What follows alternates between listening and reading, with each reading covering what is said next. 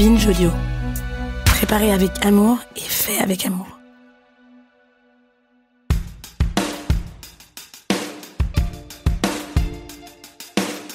L'Algérie française est sans doute l'erreur historique la plus grande que la France ait commise et aussi la tragédie la plus horrible que nous ayons commise. Et cela, nous ne la possédons pas parce que nous ne la regardons que par éclipse.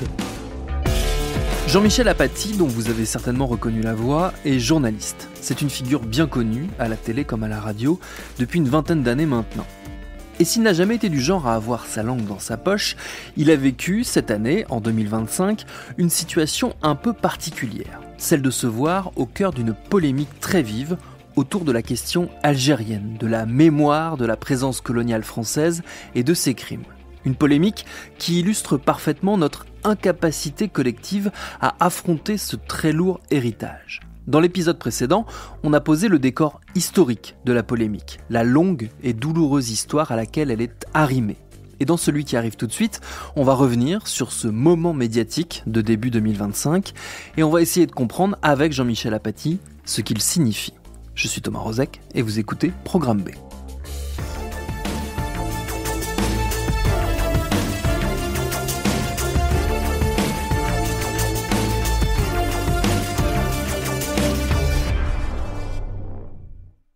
L'Algérie, j'ai ça en tête depuis longtemps. Et l'actualité, c'est que depuis pratiquement un an maintenant, la position diplomatique française ayant changé sur le Sahara occidental, et pourquoi pas, ça m'est un peu égal, étant devenue favorable au Maroc et donc défavorable à l'Algérie, il y a des tensions avec l'Algérie. Là-dessus, Bruno Retailleau arrive à l'intérieur. Pour des questions de politique intérieure davantage qu'autre chose, il met en scène un conflit avec l'Algérie. L'Algérie répond. Donc on est dans un conflit franco-algérien. Gros dossier du moment, c'est la question de l'Algérie, nos liens avec l'Algérie. Ces tensions inacceptables, a dit hier François Bayrou au Salon de l'Agriculture. Que peut faire la France? On en débat dans un instant. À tout de suite. RTL Matin, c'est jusqu'à 10h. Ce matin du 25 février, face à Florence Portelli, qui est une élue des Républicains, on débat de l'Algérie, la France, les OQTF, la difficulté. Et Thomas Soto, qui dirige la matinale avec Amandine Bégaud d'RTL, pose une question faussement naïve. Faussement. Il dit, mais pourquoi nous avons autant de problèmes avec l'Algérie? Et là, moi, presque par réflexe, je n'ai pas réfléchi, j'ai sauté sur le cheval. Vous savez, chaque année en France... RTL, le 25 février 2025. On commémore ce qui s'est passé au Radour-sur-Glane. C'est-à-dire le massacre... Vous comparez ça? Le massacre de tout un village. Mais on en a fait des centaines, nous, en Algérie. Est-ce qu'on en a conscience? Moi, j'étais il y a 30 ans au Radour-sur-Glane. Et après, j'ai lu sur l'Algérie. Dans mon esprit, j'ai tout le temps associé ce que nous avons fait en Algérie à Oradour-sur-Glane. Mais j'ai fait ça à l'envers. J'ai d'abord vu Oradour, et après, j'ai pris connaissance de ce qui était passé en Algérie. Mais publiquement, je n'ai jamais eu l'occasion de dire... J'ai beaucoup parlé de l'Algérie dans des émissions de télé, mais de la présence française en Algérie. Mais Oradour, j'avais jamais pensé le faire. Et là, c'est venu spontanément. Et donc, j'ai dit, mais des Oradours, on en a fait des centaines. Est-ce qu'on en a conscience? Et quand je pose la question, je pense que non, on n'en a pas conscience. En tout cas, Florence Portelli, aucune conscience. Donc ça a commencé. Après, c'est de la mécanique audiovisuelle qui se met en place. Évidemment, Florence Portelli, mais c'est honteux. Enfin, qu'est-ce que vous dites? On va comparer au Radour et l'Algérie. C'est honteux. Et Thomas Soto, il a l'obligation, sinon l'Arcom vous siffle et vous met un carton rouge, de maîtriser l'antenne. Alors, il veut arrêter ce qu'il considère être un dérapage. Il dit, mais enfin, on n'a quand même pas fait comme les nazis. Et la première fois où il prononce le mot nazi, je l'évite, parce que là, j'ai compris qu'il y avait un danger. Et donc, je continue mon raisonnement. Il revient. Enfin, on n'a quand même pas fait comme les nazis. Et là, ça m'a un peu agacé. Michel, on s'est comporté comme des nazis en Algérie? Mais les nazis n'existaient pas. On ne s'est pas comporté comme des nazis. Les nazis se sont comportés comme nous l'avons fait en Algérie. Ça, alors, Oradour déjà. Et ça a créé une saturation chez beaucoup de gens qui ne peuvent pas entendre ça. Qui ne peuvent pas entendre que France et nazis, à des moments spécifiques, et bien sûr avec des différences, d'accord, mais à des moments spécifiques, ça se rapproche. Notre mémoire et notre conscience sont tellement fabriquées par l'idée légitime que les nazis, c'est l'horreur absolue, que mêler un peu la France au nazisme, ça n'est pas acceptable. intéressant de constater cela. Le travail pédagogique sur ce qu'a été le nazisme est un travail pédagogique qui a été parfaitement réussi. On sait ce que c'est. On sait ce que représente le mot et on sait qu'on ne peut pas le manipuler n'importe comment. Et quand vous l'attrapez dans le débat et que vous le corrélez avec quelque chose qui est à nous, c'est inacceptable, inentendable. Et c'est ça le choc. C'est un choc compréhensible. C'était un mardi matin, le mardi après-midi, la direction d'RTL, c'est des copains la direction d'RTL, pas du tout des gens. D'ailleurs, personne à RTL m'a dit « t'as dit une connerie », personne. Mais ils m'ont dit « on est débordés ». Le directeur de la rédaction, peut-être il exagérait, peut-être ils n'ont pas la mémoire de tout, m'a dit « on n'a jamais connu ça ». Il me l'a dit, hein. C'est peut-être pas vrai, mais peut-être à d'autres occasions ils l'ont connu. Mais bon, là, disons que dans une histoire récente... Et donc, il faut faire quelque chose. Il faut donc sanctionner celui qui a porté cette parole. Et j'ai compris, moi, ça. J'ai compris qu'il fallait qu'il marque le coup. Mais au bout du compte, je me suis dit, si j'accepte l'idée qu'il marque le coup et si je cautionne la sanction, ça veut dire que ce que j'ai dit n'est pas juste. Donc ça sert à rien, alors. Enfin, ça sert à rien que je me fasse chier à me torturer avec l'Algérie depuis des années. Donc je ne peux pas retourner à RTL. Ce que j'ai regretté, pas pour RTL, ils s'en remettront très bien et moi aussi, mais j'ai regretté par rapport à eux, parce que je ne veux pas leur causer d'ennui, quoi. Mais voilà, la chose est faite. Et la chose démontre une chose. C'est que beaucoup de choses sont à construire sur la mémoire de la France en Algérie en 2025. Et il y a un exemple à contrario, parce que cette séquence a amené beaucoup de responsables politiques à parler. Donc, il n'y a pas beaucoup de surprises. Hein. Éric Ciotti m'a traité de traître à la nation. Bon, tellement stupide. Mais Éric Zemmour, il a pu dire sur un plateau, personne ne le contrarie, la colonisation française a été une bénédiction pour l'Algérie, une bénédiction. On en est là. Du coup, c'était le mot bénédiction. BFM TV, le 2 mars 2025. Je maintiens, l'Algérie était un cloaque. L'Algérie a été cultivée, développée par la France. Il y a eu des ponts, etc., des chemins de fer, des écoles, etc., etc. Aucun colonisateur de l'Algérie, parce que l'Algérie n'a eu que des colonisateurs depuis 1000 ans, n'avait fait le quart de la moitié de ce qu'a fait la France. Et je pense que c'était là une pensée dominante. Je pense que dans beaucoup d'esprits, ah oui, d'accord, peut-être qu'on s'est pas bien comporté, mais on leur a apporté tellement de choses. Et Marine Le Pen, sans être contrariée, a pu dire, alors ça c'était avant la polémique, c'était parce qu'elle commentait, c'était fin janvier, parce qu'elle commentait les relations entre la France et l'Algérie, elle a pu dire sans être contrariée, je ne crois pas que la colonisation en Algérie ait été un drame pour les Algériens. Ce n'est pas vrai. Mais enfin, madame, ouvrez des livres, lisez, regardez. Quand on est des millions de gens dans la famine, le dénuement, la pauvreté, détruire tout leur habitat, toute leur culture, en faire des esclaves des Français, Albert Camus, pas rien Albert Camus quand même. C'est pas un drame, mais qu'est-ce que c'est un drame alors? Mais personne ne l'a reprise. Personne n'a dit que ce qu'elle disait était du révisionnisme historique. Parce qu'au fond, on s'en fout, c'est passé. N'y pensons plus. Mais c'est le principe du refoulé. On n'y pense pas, mais dès qu'il y a un problème, ça revient. Je crois que la première raison pour laquelle on refuse de regarder cela, c'est parce qu'au fond de nous, je sais pas, là on parle de psychologie, voire on est aux franges de la psychanalyse. Et alors déjà la psychanalyse au niveau d'un individu, elle est toujours difficile à mener, alors au niveau d'une collectivité, d'un peuple, de tout un pays, c'est compliqué.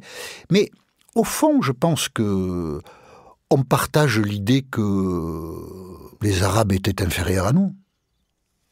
Peut-être qu'ils le sont tout le temps. Peut-être que la civilisation est toujours de notre côté et jamais du leur. Je pense que le point de vue colonial n'a pas disparu. Je crois que c'est le déterminant le plus fort. L'autre déterminant, c'est que nous avons honte, puisqu'on a beaucoup tué, que bon, voilà. Puis c'était une autre époque, vous comprenez. En fait, c'est un argument qui ne tient pas. Les droits de l'homme, c'est 1789. L'indignation européenne face à la violence de l'armée française, il y a beaucoup d'articles, il y a une campagne de presse, c'est 1845. Vous savez, les gens qui ont vécu un siècle ou un siècle et demi ou 2 siècles avant nous, ils n'étaient pas plus sauvages que nous. Hein. Ils avaient déjà des préoccupations humanitaires. C'est bien la particularité de l'Occident chrétien, et dans l'Occident chrétien, la France tient une part importante, c'est une préoccupation très ancienne.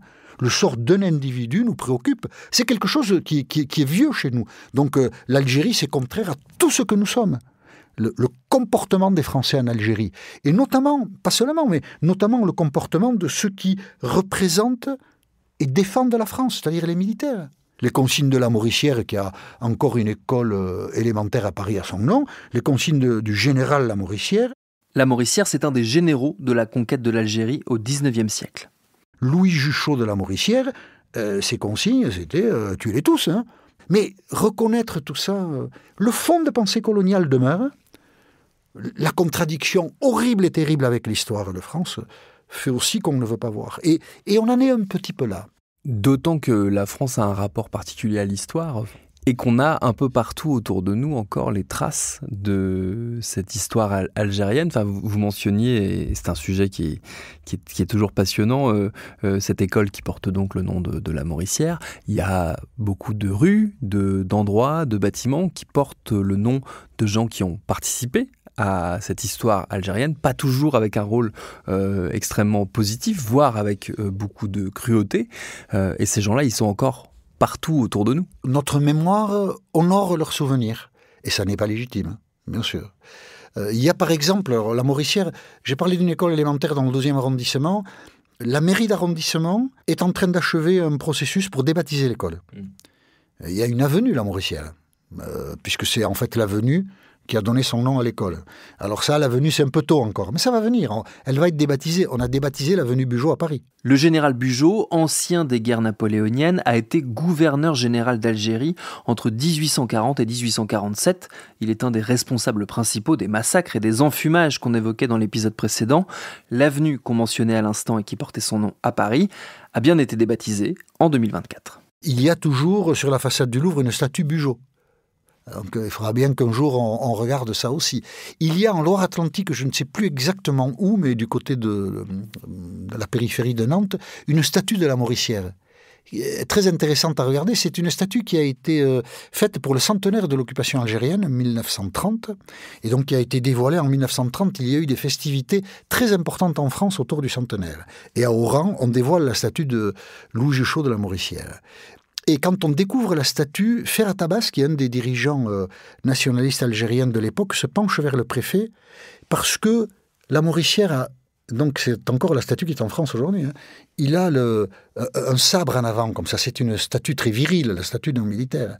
Et Ferhat Abbas, le centenaire, sont des cérémonies qui sont aussi pensées dans une optique de réconciliation. Enfin, on s'entend bien, on est en France, on vit tous ensemble, musulmans, ça n'a pas d'importance, nous sommes français. Et Ferhat Abbas se penche vers le préfet à Oran et il lui dit « Mais il tue qui, d'après vous, avec le sabre ?» « Il nous tue, nous. » Et le préfet ne sait pas quoi lui répondre. Et cette statue qui représente le crime, elle est aujourd'hui dans l'espace public français. C'est inouï qu'on n'en prenne pas conscience. Le rapport entre l'histoire et la mémoire est un rapport complexe. Les gens disent « Ah ben, il ne faut pas effacer l'histoire, il ne faut pas faire de la cancel culture. » Ce n'est pas du tout de ça qu'il s'agit. Il s'agit de savoir qui nous honorons aujourd'hui. C'est ça la question. Mais continuons d'enseigner que Bugeaud a été un salopard. Il faut continuer à l'enseigner, bien sûr. Mais ne lui donnons pas des rues. Ne gardons pas dans notre espace public des statues. Faisons disparaître le sabre de la Mauricière. Enfin, quand même, c'est bien le minimum. Non, c'est difficile en fait. Hein. Les résistances me surprennent. Mais bon, il faut les constater. Ces résistances, elles accompagnent aussi les quelques prises de position publiques de représentants français autour de la colonisation algérienne. En 2005, par exemple, l'ambassadeur de France en Algérie évoque les massacres de Sétif, de Guelma et de Kerata dans une cérémonie officielle. Il parle, je cite, d'une tragédie inexcusable. Et en 2012, c'est François Hollande, tout juste élu président de la République, qui, en visite officielle, aborde le sujet. Pendant 132 ans, l'Algérie a été soumise à un système profondément injuste et brutal. Ce système a un nom, c'est la colonisation. Et je reconnais ici les souffrances que la colonisation a infligé au peuple algérien. À Sétif, le 8 mai 1945, le jour même où le monde triomphait de la barbarie, la France manquait à ses valeurs universelles.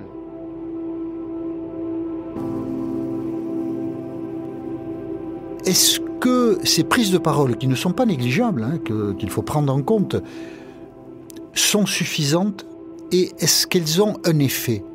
Alors, est-ce qu'elles sont suffisantes? Non. Et puis quel objectif on recherche? Pourquoi est-ce qu'il y a besoin, même aujourd'hui, là, vous, moi, de parler encore de cela? Il y en a besoin parce que la conscience de ce que nous avons fait n'existe pas. Nous avons dans notre histoire des moments que nous possédons parfaitement, les moments dont nous sommes fiers. Le siècle des Lumières, la Révolution française, la Déclaration des droits de l'homme, la Résistance, la guerre de 14. Nous possédons tout cela parce que la littérature, le cinéma, la culture s'en sont emparés. Mais ce que nous avons fait d'horrible, et l'Algérie française est sans doute l'erreur historique la plus grande que la France ait commise, et aussi la tragédie, à la fois par son ampleur et par sa durée, la plus horrible que nous ayons commise. Et cela, nous ne la possédons pas parce que nous ne la regardons que par éclipse, par accident, quand une polémique surgit, ou quand un président nouvellement élu veut dire aux Algériens « nous comprenons votre douleur », mais continuons à faire du commerce. Et donc, ce ne sont que des piqûres et des pingles. La carapace est encore trop importante. Et nous devons en parler. Ce n'est pas une posture. Nous le ferons un jour. Nous nous excuserons un jour, solennellement, comme d'autres pays se sont excusés pour les massacres qu'ils ont commis. Nous le ferons un jour. Et je voudrais juste, à ce propos, évoquer Emmanuel Macron, un homme jeune, intelligent, cultivé, qui a conscience visiblement de ce qu'a été la réalité de l'histoire française en Algérie, puisque pendant la campagne électorale, il a pu évoquer les crimes contre l'humanité commis par la France en Algérie, en 2017, mais pendant la campagne électorale, avant d'être élu. Comment l'a-t-il fait? Parce que tout est sensible dans cette question. Il a un entretien avec un journaliste algérien, un journaliste assez jeune, qui doit avoir l'âge d'Emmanuel Macron à l'époque, moins de 40 ans, et qui est assez aigu et percutant. Et c'est dans leur dialogue qu'il amène à dire ça. La colonisation fait partie de l'histoire française. Emmanuel Macron sur la chaîne de télévision algérienne Échourouk le 15 février 2017. C'est un crime contre l'humanité, c'est une vraie barbarie. Et ça fait partie de ce passé que nous devons regarder en face, en présentant aussi nos excuses à l'égard de celles et ceux vers lesquels nous avons commis ces gestes. En même temps, il ne faut pas balayer tout ce passé. Et je ne regrette pas cela parce qu'il y a une jolie formule qui vaut pour l'Algérie. La France a installé les droits de l'homme en Algérie. Simplement, elle a oublié de les lire. Emmanuel Macron a fait cela. Il ne l'a jamais plus dit. Jamais plus. Depuis qu'il est élu, il ne l'a pas dit. Et il a même fait en janvier 2022 à l'Élysée une commémoration à propos d'un massacre qui a eu lieu. Alors ce sont des pieds noirs qui en ont été les victimes. En mars 1962, juste après les accords d'Évian, il a fait une cérémonie de commémoration en hommage à ces pieds noirs, mais il n'a pas expliqué ce qui avait amené à ce drame et qui n'était pas à l'avantage des pieds noirs. Et c'était de nouveau de la part d'Emmanuel Macron une lecture unilatérale de la France victime en Algérie, en fait, de quoi ?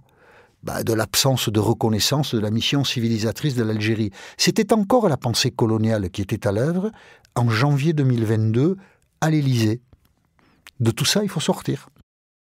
La guerre d'Algérie occulte la réalité de la présence française en Algérie. Nous avons beaucoup parlé de la guerre en Algérie. Beaucoup de livres ont été publiés, des films ont été faits, et d'une certaine manière, nous possédons la guerre en Algérie. Mais la guerre en Algérie, elle nous arrange. Parce que c'est méchant contre méchant. Le FLN a produit des actes ignobles. Le FLN, c'est une infériorité numérique et une infériorité technique. Et il la compense par des actes de terrorisme qui scandalisent à juste titre l'opinion publique française. Et nous répondons par l'ignoble, la torture. Et nous gagnons. Et horreur contre horreur, la France a retrouvé la parole. Nous nous sommes mal comportés parce qu'on s'est mal comporté avec nous. Et cela nous a amené à négliger tout ce qui a précédé, c'est-à-dire la violence unilatérale des Français sur les Algériens. Et donc la guerre d'Algérie, c'est commode. Nous nous accordons avec les Algériens pour l'indépendance de l'Algérie, mars 62 à Évian. Mais la question des pieds noirs reste entière. Ils vont devoir tout laisser. Et ils vont revenir en France sans rien, avec une valise, c'est la valise ou le cercueil, sans rien. Ce sont des victimes et ils sont très mal accueillis en France. Quand ils arrivent pour beaucoup à Marseille, dans tout ce printemps 1962, le maire de l'époque, Gaston Defferre, les accueille avec des mots extrêmement cinglants. De Gaulle veut tous, il dit à Pompidou, il faut tous les mettre dans un camp quelque part, les regrouper en Bretagne. C'est d'une violence. De Gaulle ne veut plus entendre parler de l'Algérie. Et donc les pieds noirs sont écrasés par l'histoire. Et donc, ils vivent dans une difficulté très importante pendant longtemps. Ils mettent du temps à se reconstruire économiquement. Et après, peut-être dans les années 80, 90, il y a le coup de Sirocco, il y a des objets culturels assez forts qui vont redonner aux pieds noirs une forme de sympathie et leur attirer, un peu de sympathie du grand public. Parce qu'on a compris qu'ils étaient aussi des victimes de l'histoire. Ils ont été aussi, notamment dans le sud de la France, l'enjeu d'un clientélisme électoral qui les a entretenus dans une nostalgie qui fait que c'est une communauté qui a pu peser. Il y a aussi une autre chose qu'il faut dire, parce que sinon on nous le reproche, mais les pieds noirs à Oran ont été massacrés par les Algériens. Ça n'est pas légitime. Ce massacre auquel Jean-Michel Apathy fait référence, c'est celui d'Oran, donc ça se passe le 5 juillet 1962. On est 3 mois et demi après la signature des accords d'Évian qui ont mis fin à la guerre d'Algérie. Ce jour-là, les habitants descendent dans la rue pour fêter l'indépendance de l'Algérie. Des coups de feu sont tirés sur la foule et en représailles, on s'en prend aux centaines d'Européens qui vivent encore sur place. On estime qu'à peu près 300-350 personnes vont mourir dans des circonstances épouvantables évidemment. Et ce massacre d'Oran, il fait l'objet de pas mal de controverses, à la fois entre la communauté des rapatriés d'Algérie et le gouvernement français qui a mis très longtemps à reconnaître que les soldats français ont tardé à s'interposer et à protéger les Européens, mais aussi entre la France et l'Algérie, puisque l'Algérie ne reconnaît pas du tout sa responsabilité dans ce massacre. C'est une tragédie sans fin tout cela. Mais à l'origine, et de manière dominante, c'est la France qui est responsable de cette tragédie. C'est un petit article, mais il ne cesse de rouvrir les plaies du passé. 2005. La loi du 23 février indique que les programmes scolaires reconnaissent le rôle positif de la présence française outre-mer, notamment en Afrique du Nord. Nicolas Sarkozy est arrivé en Algérie pour une visite officielle de 2 jours. 2007. Il va tenter d'améliorer le climat entre les deux pays, climat assombri par les divergences de vues sur la colonisation. Il n'y a pas de la douleur que d'un seul côté, il y a de la douleur des deux côtés. Toutes les civilisations ne se valent pas. 2012. Une petite phrase prononcée hier par Claude Guéant lors d'une réunion avec des membres de l'UNI, une association étudiante ancrée très à droite. Mais vous, monsieur Guéant, vous nous ramenez jour après jour à ces idéologies européennes qui ont donné naissance aux camps de concentration, au bout du long chapelet esclavagiste et colonial. Je vois depuis des années nos dirigeants ignorer l'histoire de France. 2016.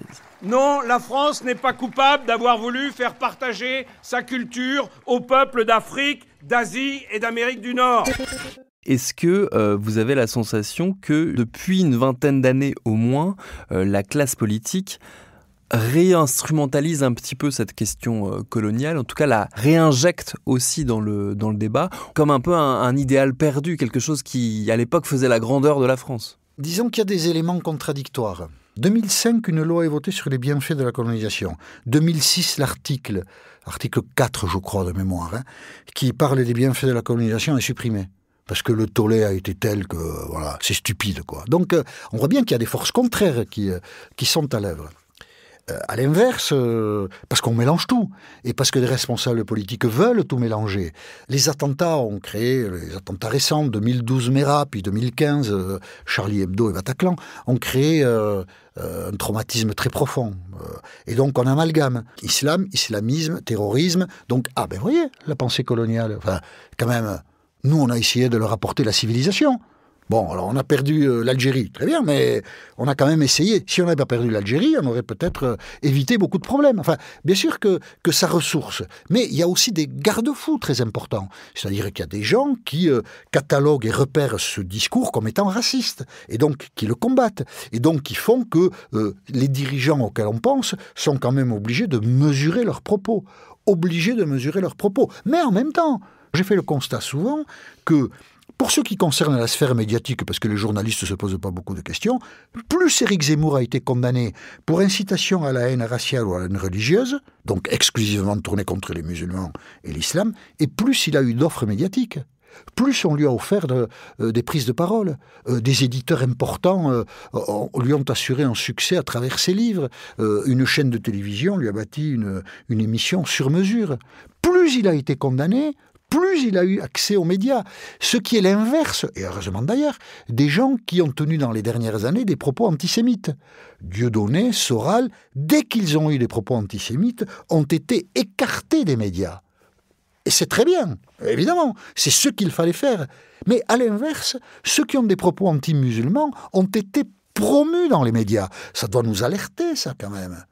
Et ça ne nous alerte pas. Et le fait que la situation algérienne soit aussi complexe et aussi, on va dire, dégradée ces dernières années, plus derrière les tensions diplomatiques, tout ça fait une espèce de pâte de gloubi-boulga un peu confus qui, j'ai l'impression, rend la question algérienne d'autant moins audible, en tout cas la question de notre passé vis-à-vis de l'Algérie, d'autant moins audible dans le débat public. Oui, vous avez heureusement qu'on aborde ce thème parce qu'il est important.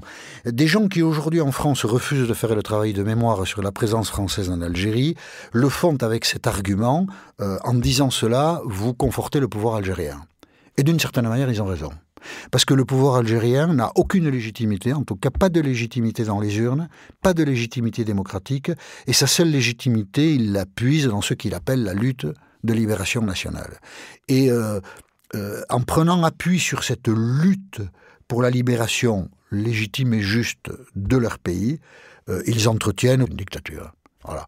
La liberté n'existe pas en Algérie. Les élections ne sont que les paravents d'un arrangement entre apparatchiks. Donc ça, c'est un problème. Il est certain que quand on veut raviver la mémoire de la présence française en Algérie, on rend service à l'idéologie du pouvoir algérien, qui fait de la France le ciment d'un pays qui n'en a pas beaucoup, parce que le pouvoir lui-même n'a aucune légitimité. Et je suis un peu triste de penser que le discours... Moi, je parle français, mais le discours que j'ai, je sais qu'il est utilisé par les autorités algériennes. Et je ne prends pas comme une glorification le fait, vous l'avez peut-être vu, que le président algérien, assez récemment, dans une interview, il n'en donne pas beaucoup, s'est saisi de mes propos, d'autres choses aussi, pas été au centre de l'interview, de mes propos, voilà, un journaliste français, interdit de parole, tout ça. Voilà. Et je peux regretter d'être utilisé comme ça, je n'en ai aucune envie. Tout ce qu'on se dit là autour de l'Algérie, de cette mémoire et de cette violence, de ce que ça a été, ça n'a rien de nouveau dans le sens où la recherche historique a travaillé dessus. Oui. C'est dans des livres, c'est connu, reconnu, ça a été étudié scientifiquement, ça a fait l'objet de colloques, de publications, etc. etc. D'ailleurs, beaucoup de voix qui sont venues soutenir ce que vous aviez dit à l'antenne, c'était les voix d'historiens. Donc cette connaissance-là, elle existe et elle n'a jamais vraiment fait l'objet de polémiques, en tout cas pas dans les proportions que vous avez affrontées. Est-ce que c'est parce que tant que c'est cantonné à la recherche historique, on va dire, ça ne dérange personne, parce que c'est des discussions d'historiens. Ceux qui s'y intéressent s'y intéresseront. Ceux qui veulent lire ces livres-là les liront. Mais par contre, à partir du moment où un journaliste qui a une surface médiatique importante l'importe dans le débat public, là, d'un seul coup, là, c'est pas possible. Il faut que ça reste derrière le cordon sanitaire des bibliothèques universitaires. Un peu. Je sais. Et là, c'est un peu ça, je crois. C'est-à-dire que les historiens font un travail formidable. Mais de fait, le travail des historiens sur l'Algérie est amorti, tombe dans la société, n'intéresse que les gens qui veulent s'y intéresser, et ça ne fait pas de débat. Et en revanche, oui, vous avez raison, quand quelqu'un qui n'a pas de légitimité pour en parler, parce que moi, je le dis sans ironie ni fausse modestie, je ne suis que journaliste. Moi, qu'est-ce que je suis ? J'ai été le lecteur de ces historiens. Je n'ai rien cherché moi-même. Je ne dispose d'aucun scoop. Je ne révèle rien. Je m'appuie juste sur le travail formidable que des gens ont fait avant moi, hein, c'est tout. Hein. Mais quand je le dis, ah ben oui, là, ça a créé un choc terrible. Pour être honnête, je l'ai dit avant et dans d'autres émissions. On n'a rien créé, hein. Mais quand même, le fait que quelqu'un d'illégitime s'en saisisse autorise des gens à contester ce quelqu'un qui est illégitime. Et en gros, disent, mais vous racontez n'importe quoi. C'est scandaleux. Ce qu'ils ne disent pas à un historien. Ce qu'ils ne diraient pas aux grands philosophes qui ont établi un lien entre certaines périodes de notre histoire et le nazisme. Mais que quelqu'un qui n'a pas la légitimité pour le faire le dise, alors on s'autorise soi-même à dire, mais ferme ta gueule, quoi. Voilà. Et du coup, ça fait du bruit, du coup. Voilà, ouais. Donc, que quelqu'un qui n'a aucune légitimité s'empare d'un problème, ben, parfois, c'est peut-être pas mal. Voilà. Et donc, est-ce qu'il faut continuer ? Oui. Merci à Jean-Michel Apathy pour son temps et pour ses réponses. C'est Paul Berthiaud qui réalise ces 2 épisodes de Programme B, un podcast de Binge Audio préparé par Charlotte Bex. Tous nos épisodes, les anciens comme les nouveaux, sont à retrouver sur toutes vos applis de podcast préférés. Cherchez-nous sur Internet si vous voulez nous parler et à très vite pour un nouvel épisode.